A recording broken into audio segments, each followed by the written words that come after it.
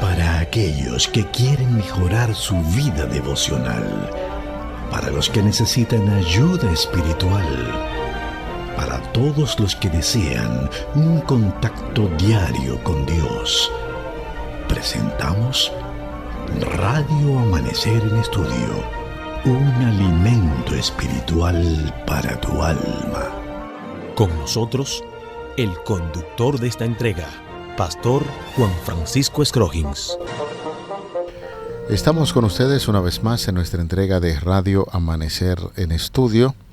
Cada día debemos agradecer a Dios por darnos este privilegio de poder encontrarnos juntos para adorar su nombre mediante el estudio de su santa y bendita palabra. Quisiéramos decir que ya estamos cerrando la lección número 1, la primera del trimestre. Es importante, querido amigo, apreciado hermano, si no te has hecho de la guía de estudio, es importante que te pongas en contacto con dirigentes de la Iglesia Adventista o de manera personal tú puedes visitar la tienda IAPA, es la tienda del libro de la Iglesia Adventista que está distribuida en las principales ciudades de nuestro país y que por supuesto te van a ayudar a conseguir esta guía de estudio que estudiamos cada día en este espacio. Llegamos a la parte final y hoy, como siempre lo hacemos, queremos contar con la dirección divina para entrar en detalles en esta lección del cierre. Sin embargo, es nuestro honor y privilegio tener aquí al pastor Cristian Veras, a quien saludamos y deseamos, como siempre lo hacemos, con un corazón sincero, que nuestro Dios Todopoderoso continúe dirigiendo su ministerio pastor, la de su vida y también la de su esposa y la de sus hijos. Muchas bendiciones. Gracias, estimado amigo y hermano pastor Juan Francisco Scroggins. Recibo ese saludo con mucho agrado y lo devuelvo cuadruplicado para usted. Muchísimas gracias, muy amable. Cómo no, cómo no. Y les invitamos a ustedes, amigos que nos escuchan, a hablar con nuestro Dios a esta hora. Un saludo cordial para cada uno de ustedes. Oramos. Querido Padre, una vez más estamos listos para que nos prepares en el estudio de tu palabra, que podamos obedecerte y poner en práctica lo que aprendamos en el día de hoy. Dirígenos y bendícenos con el poder de tu palabra. En el nombre de Jesús oramos. Amén. Amén, amén. En breve vamos a tocar 2 párrafos del libro Conflicto de los Siglos, porque estos párrafos que aparecen al cierre de la lección nos dan una idea de lo que hemos venido estudiando durante toda esta semana. Así es que, Pastor Veras, voy a tomar 2 minutos para recordar el énfasis que hemos estado haciendo en la primera lección. La lección de esta semana lo que está haciendo es que introduce el tema del conflicto cósmico entre Cristo y Satanás. Comenzamos ya nuestro estudio y veíamos tanto el origen del mal como la solución de Dios a la caída de la humanidad en el pecado. Estuvimos tocando varios aspectos del conflicto cósmico que, por supuesto, debe merecer y ha merecido nuestra consideración. En primer lugar, el gran conflicto no es perpetuo y ya habíamos destacado que se originó en el cielo cuando Lucifer, un ser creado, encabezó un grupo de ángeles rebeldes que desafiaron a Dios el Creador, al Rey de todos los seres, y por lo tanto estábamos viendo que el mal y el diablo tuvieron un principio, sin duda tendrán también un final. Un punto muy importante que estamos destacando en esta semana, y es que el conflicto cósmico muestra lo que es la incompatibilidad radical del bien con el mal. Veíamos que ninguna de las partes puede coexistir con la otra, ni tolera. Cada grupo anhela la extinción del otro. Cuando se originó el mal, este desafío, la idea misma del derecho de Dios a existir y gobernar, y por supuesto, el gran conflicto elimina toda forma de dualismo filosófico religioso por el que tanto el mal como el bien son coeternos coiguales y necesarios. La cosmovisión bíblica excluye claramente la necesidad del mal. No necesitamos del mal para poder conocer y apreciar el bien, y fueron de los puntos ahí que estuvimos destacando. Rápidamente quisimos recordar parte de esos conceptos estudiados para pasar de inmediato a encajar de manera magistral lo que son estos dos párrafos que encontramos en la fase final de nuestro estudio para el día de hoy, y que repetimos se registran en el libro El conflicto de los siglos de Elena de White, en las páginas 491 y 493. Sí, eso es totalmente cierto, pastor, y sería bueno de notar en este día, como estuvimos estudiando durante la semana, que el conflicto cósmico no es una lucha entre dioses. No vayan a pensar que es una lucha entre Cristo y Baal, Cristo y Astarte, Milcón, Dagón, nada de eso. Ni siquiera entre Cristo y Satanás. El conflicto cósmico trata de una lucha entre el Dios creador y un ser creado que quiso ser Dios. Sí. Y ese es Lucifer. Eso estuvimos viendo durante la semana, porque al echar Dios a Satanás del cielo, hice la introducción porque el autor de la guía de estudio inicia diciendo que al echar a Satanás del cielo, Dios hizo patente su justicia y mantuvo el honor de su trono. ¿Cómo al echar? Bueno, lo que sucede es que el cielo es el estrado donde Dios es el lugar de la morada de Dios, es donde Él vive, es su casa. Él fue quien lo creó, Él creó todo. Lucifer, un ser creado, quiso ser Dios y también quiso expulsar a Dios del cielo, de manera que por eso él fue expulsado en el capítulo 12 del libro de Apocalipsis, donde dice que no se halló más lugar para él en el cielo. Al junto de los ángeles que simpatizaban con él, fue expulsado del cielo. ¿Por qué Dios expulsó a Satanás del cielo, que en este caso era Lucifer? Porque él quiso ser Dios. Quería la adoración que le compete o que solo puede recibir Dios como creador. Quiso todo lo que Dios tenía, lo envidió, y algo más, manchó el carácter de Dios diciendo que el Señor era un tirano, que Dios solo quería la adoración de los ángeles y que era un partidario, que no daba nada a cambio, que era alguien, un ser, pudiera decirse, que estaba más bien como inclinado, parcializado hacia un grupo que hacía acepción de personas.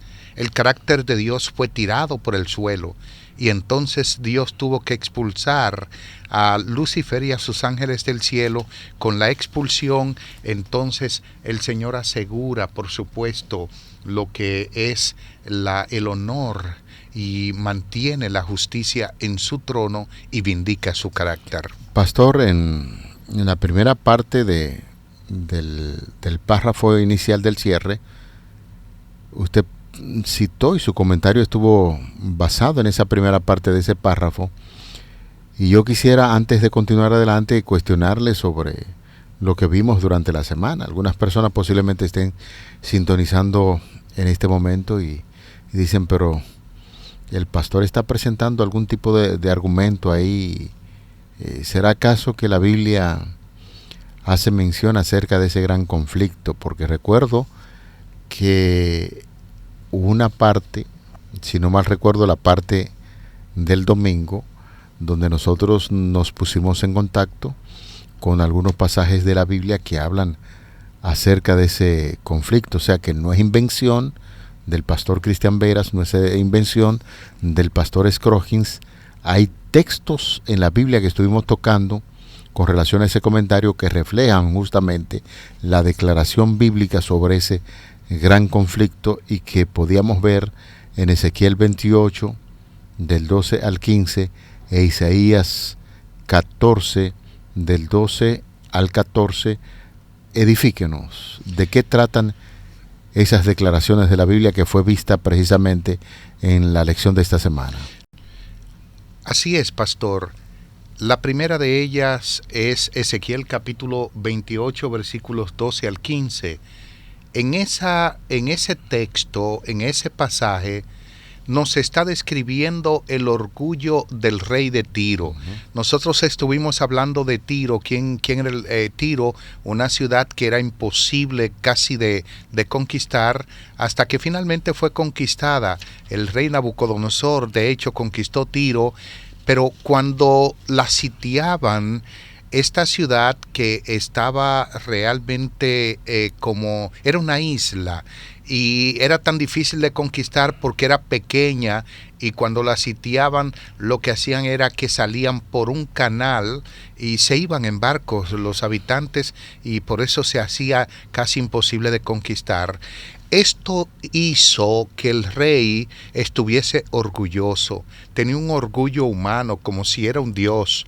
Y entonces decíamos que el autor de Ezequiel, el mismo profeta, está tomando el orgullo de este hombre para comparar con que asimismo es el orgullo de Satanás. Satanás, como era un ser creado precioso, acabado en hermosura, como describe el mismo texto, dice que Dios lo hizo como una criatura impresionante, pero él se jactó, creció el orgullo, la petulancia en su corazón, y entonces compara al rey de Tiro con Satanás, indicando que los que hacen semejantes cosas son como Satanás.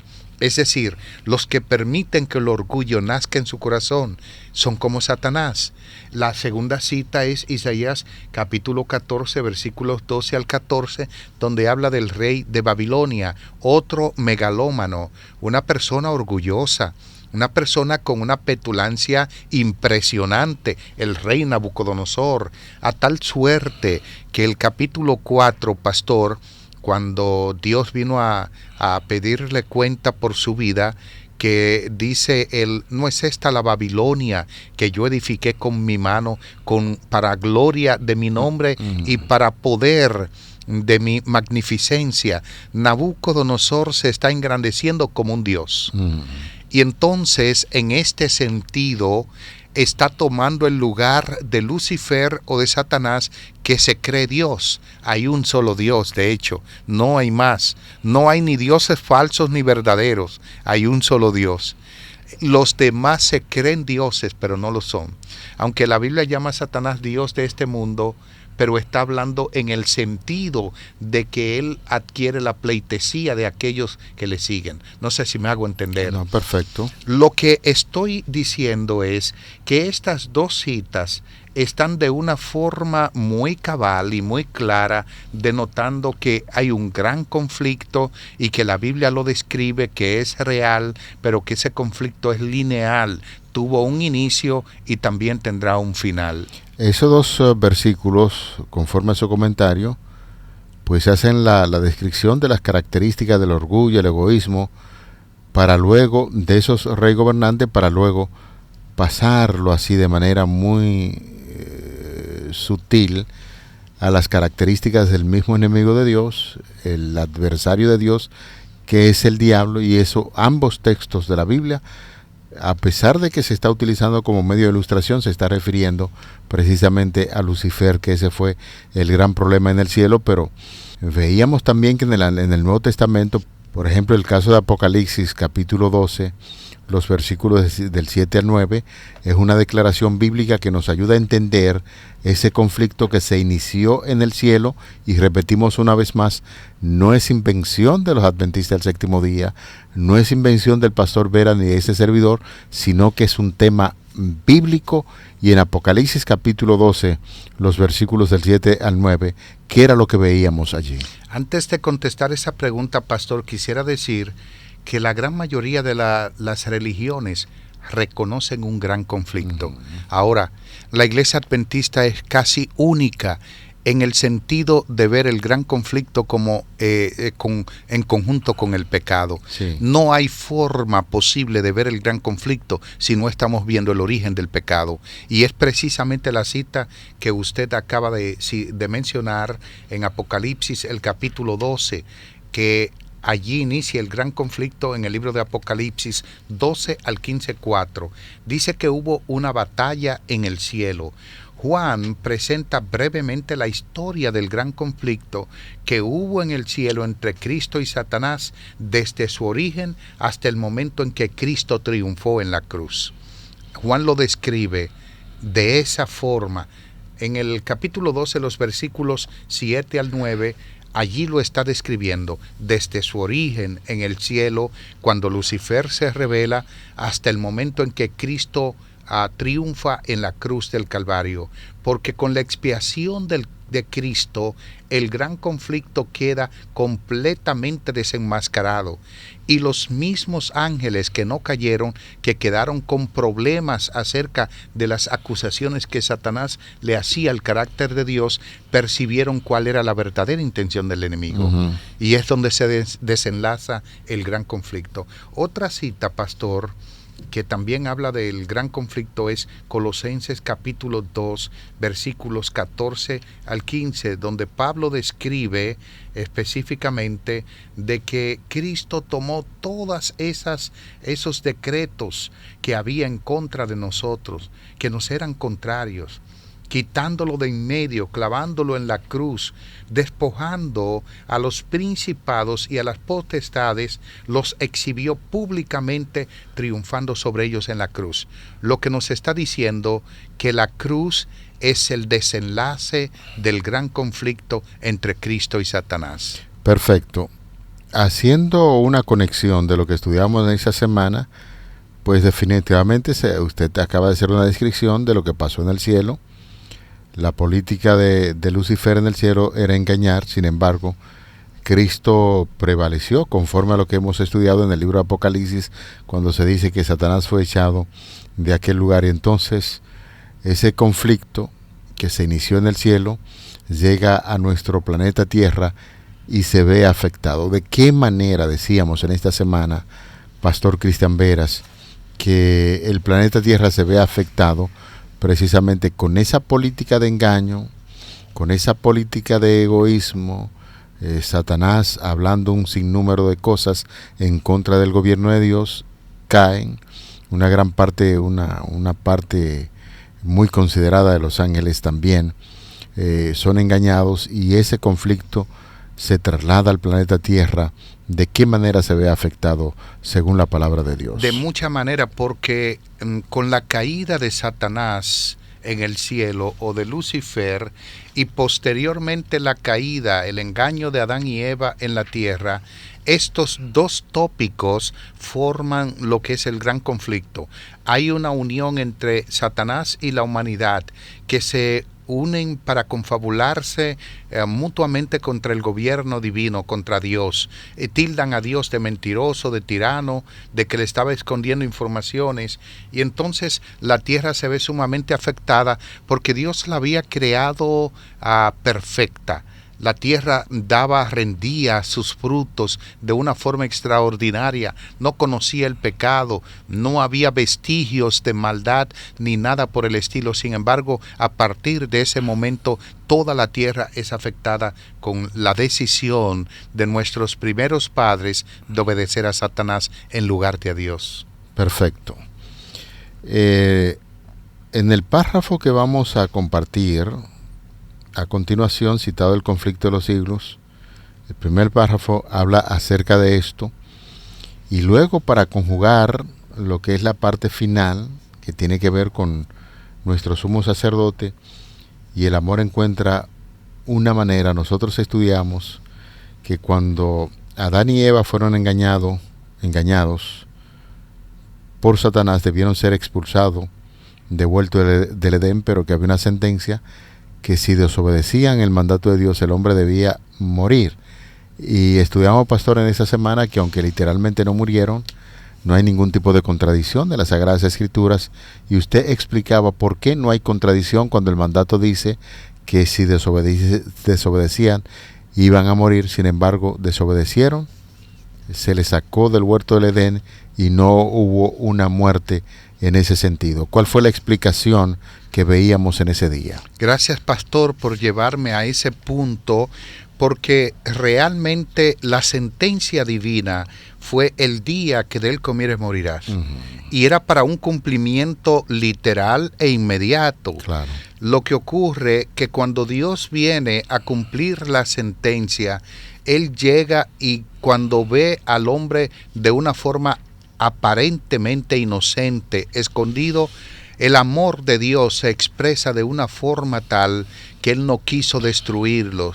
Dios lo que hace es que ese día, en lugar de Adán y Eva, sacrifica un cordero, y ese sacrificio representaba o simbolizaba lo que Cristo haría más tarde en la cruz del Calvario. Cuando Pablo en 2 de Corintios, el capítulo 5, versículo 21 dice, al que no conocía pecados, por nosotros lo hizo pecados, está hablando que literalmente Dios en ese día vio a Cristo como culpable y a Adán y a Eva como inocentes. Eso se llama la justicia divina. Uh-huh. Esa justicia en ese momento, en el mismo jardín del Edén, alcanzó a Adán y a Eva, y es la que permea toda la raza humana por todos los tiempos, porque el sacrificio de Cristo en la cruz toma nuestro lugar, y cuando nosotros debíamos morir, murió Él para que nosotros podamos tener redención y vida eterna. Por eso encaja muy bien la declaración que estudiamos ese día cuando decía, el amor encuentra una manera, y estamos reforzando esa idea para decirle a los amigos oyentes que a veces tienen que lidiar con personas que han cometido errores y quieren ser implacables, especialmente algunos padres que han mantenido una relación estrecha con sus hijos, un día fallan y entonces se olvidan que son seres humanos. El accionar de Dios con el ser humano culpable fue una lección que veíamos para cada uno de nosotros cuando tenemos que lidiar con las personas que yerran. Aunque Adán y Eva merecían morir, sin embargo, el amor siempre encuentra una manera, una solución de cómo tratar los asuntos, y eso básicamente nos impresionó ese día. Quisiera en este momento, pastor, completar ahora la parte del párrafo del conflicto de los siglos, que va haciendo una descripción de manera resumida hasta el momento lo que hemos visto. Ya usted decía en una ocasión, al echar Satanás del cielo, a Satanás del cielo, Dios hizo patente su justicia y mantuvo el honor de su trono.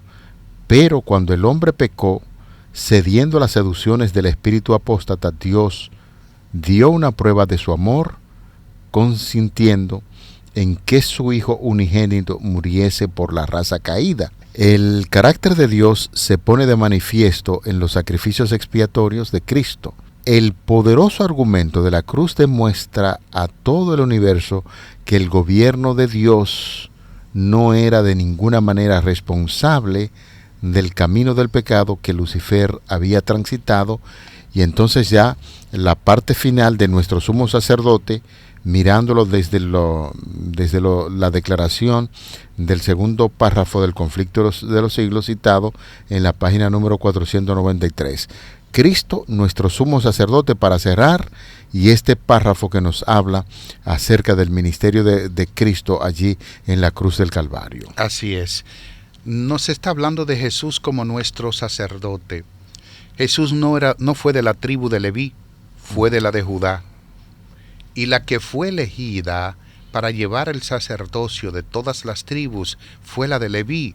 Esta dicotomía, pastor, apreciados amigos, tiene una explicación. ¿Cuál es? ¿No deberían los sacerdotes, miembros de la tribu de Leví, oficiar porque eran descendientes de Aarón? Así es. Ahora bien, ¿no pertenecía Jesús a la tribu de Judá? Así es. ¿Por qué entonces Cristo es nuestro sacerdote? Y Pablo lo declara en el libro de Hebreos. En el versículo 26, él dice que tal sacerdote nos convenía. Entonces Pablo comienza a decir muchas razones por las que nos convenía este sumo sacerdote. Nos convenía por su función, un mediador misericordioso, Hebreos capítulo 5, 1 al 10. Nos convenía por su linaje, el orden de Melquisedec, no tiene origen en la Biblia, tampoco tiene final, ni principio ni fin. Sin embargo, es un sacerdote establecido por Dios. Su dirección nos conviene por su derecho, un cambio de ley. Nos conviene por su norma, un mejor pacto, y nos conviene por su carácter, un sacerdote perfecto. Es importante que ustedes sepan, mis apreciados, que Melquisedec es semejante al Hijo de Dios. Hebreos capítulo 7, versículo 3. Jesús es rey y es sacerdote. Es eterno, sin principio de días ni fin de vida. Hebreos 7:3. Pero Jesús no fue sucesor de Melquisedec, y eso es bueno que se sepa, sino que su sacerdocio fue simplemente similar al suyo. Un sacerdocio que nos convenía porque como sacerdote intercedía y como rey nos da el derecho al trono. Proclamamos en el día de hoy que queremos ese sumo sacerdote. Cristo Jesús, quien murió en la cruz del Calvario para darnos esperanza de vida, es mi sacerdote. Lo estoy apropiando de manera particular.